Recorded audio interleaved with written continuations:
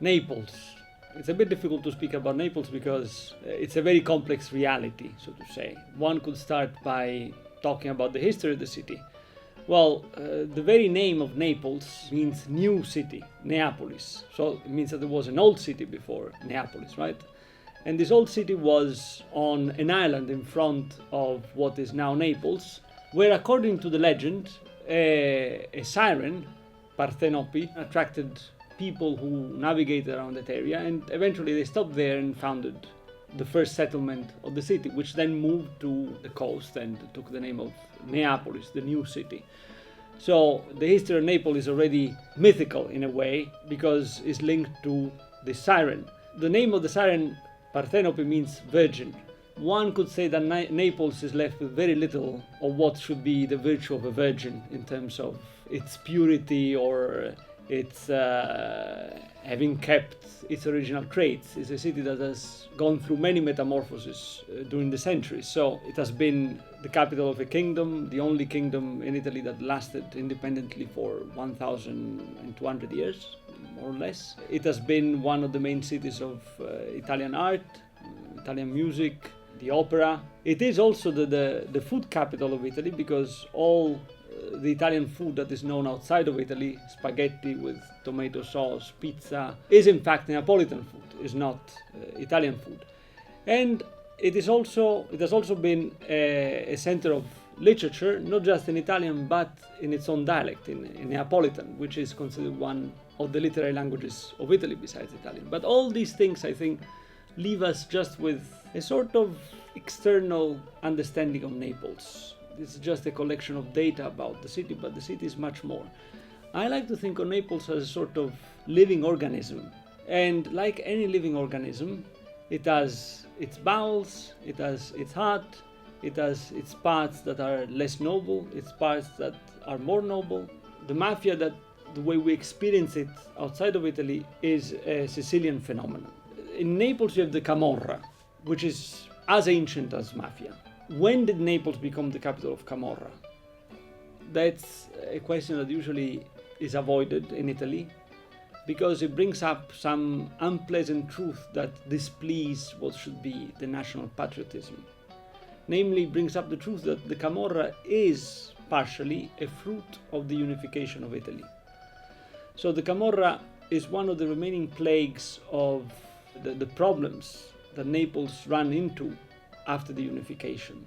In short, what happened is that when Garibaldi and then the Piedmontese came down and conquered the kingdom of Naples, the kingdom of the two Sicilies, how it was called, in order for them to conquer this kingdom, they had to find help in the local malavita, in the local criminality. So in Naples in particular, people were kept in the royal prisons. They freed them up, and these people then in turn collaborated in the establishment of the power of the invader. So if Naples now is the capital of the mafia, or the Camorra, it has to do with long sedimented problems. And then the fact that the Italian state has run through clientelism for 150 years on also organized crime. If you compare it to other Italian and European cities that in the past 70 or 80 years have gotten really gentrified, Naples has not gone to any process of gentrification. Its city center is still inhabited by the same low-class people that inhabited it for millennia. You can still find people frying pizza under a Baroque palace in the same little shop where their forefathers have been frying pizza for the past 150 years or so. So there is a vitality in Naples that you don't find in Rome, you don't find in Florence, you don't find in Paris.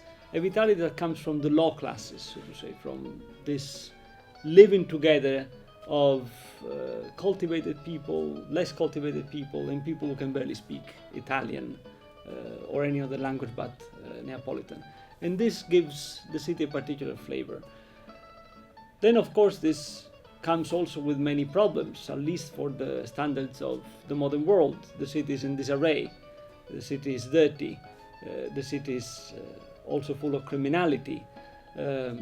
But to me, all this smells like life and not like a museum as Florence or Venice or Paris oftentimes appear to be.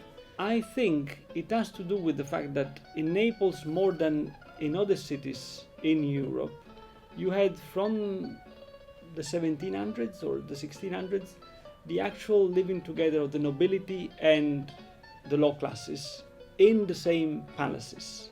So a noble family would build a huge palace in the center of the city, usually with a beautiful Baroque facade in order to illustrate the glory of the family. And then they would rent all the down spaces to low people, either for living in there or to use them as shops. And ever since, this structure has not changed, it's still there. Why it hasn't changed, I exactly don't know. It might have to do with something that an Italian historian of art refers to as the refusal of Naples and of Florence, as far as Italy is concerned, to even bother about learning anything about modernity. They just don't care. So they think they've reached a perfect state and they don't want to change. That's what could be maybe one reason. Maybe a historian would say that the reason is the fact that Naples lost its primacy as capital after unification, and it became a peripheral city, even though it's the biggest city in Italy. And so all the process of modernization that has taken place in Rome and Milan has not taken place in Naples. I think it's probably a combination of the two things. A refusal from the part of the Neapolitans to take part into modernization. Maybe the idea, as Tommaso di Lampedusa, an Italian writer, says, the idea that southern Italians are already gods. Nobody can teach us anything. So whoever comes thinking to bring us new ideas won't be welcome, because we know it all already. And if we stay in the state in which we are, it's because we've chosen it.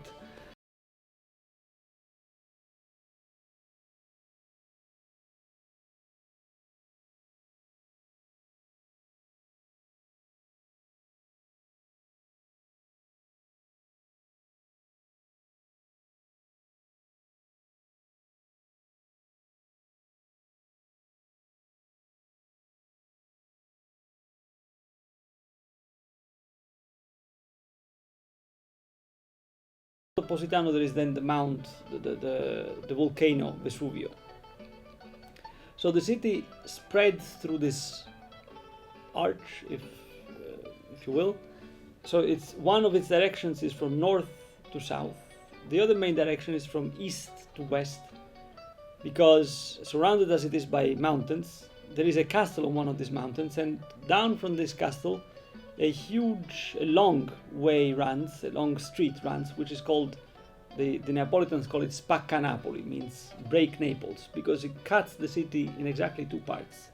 And this is the heart of the city as it was built, as it was developed in the 1600s by the Spanish viceroys. So it is a city that lives on the sea. It is in a sort of love relationship with the sea. I was telling you before that Naples is famous also for music, and in fact this relation of Naples with the sea is mirrored in the Neapolitan songs. Neapolitan music is different from all the rest of Italian music in that it is sung in Neapolitan, and it has a particular way of arranging the tunes. And in these songs you find always talks about love, but is love that happens in front of the sea. So the sea is omnipresent in Naples. Every reference has to pass through the sea, one way or the other.